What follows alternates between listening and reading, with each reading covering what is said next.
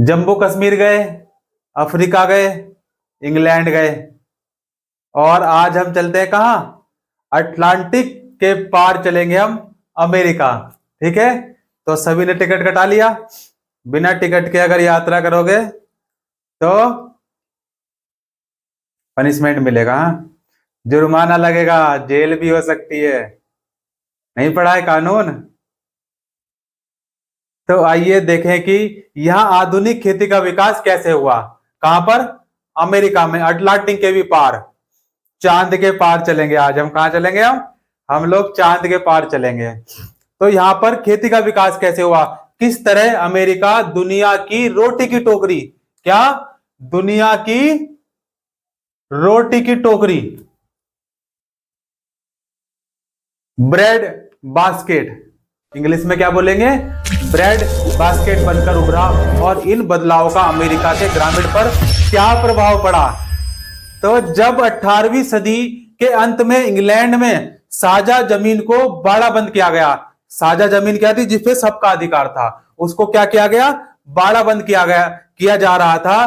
तो उस समय तक अमेरिका में बड़े पैमाने पर स्थायी खेती का विकास नहीं हुआ था। किसका? स्थायी खेती का विकास नहीं हुआ था। कौन सी खेती का विकास नहीं हुआ था? स्थायी खेती का विकास नहीं हुआ था। और यहां 80 करोड़ एकड़ भूमि पर जंगल थे और 60 करोड़ एकड़ भूमि पर सिर्फ घास उगती थी, घास ही घास। उस समय अमेरिका भूदृश्य का जोरदार हिस्सा श्वेत अमेरिकियों, सफेद गोरे एकदम दूध जैसे, हाँ, अमेरिकियों के नियंत्रण में नहीं था।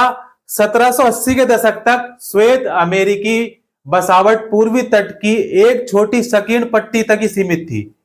अगर आप उस समय अमेरिका की सैर पर निकलते, किस समय? उस समय अमेरिका के अगर सैर पर निकलते तो सपने बहुत अच्छे आते हैं।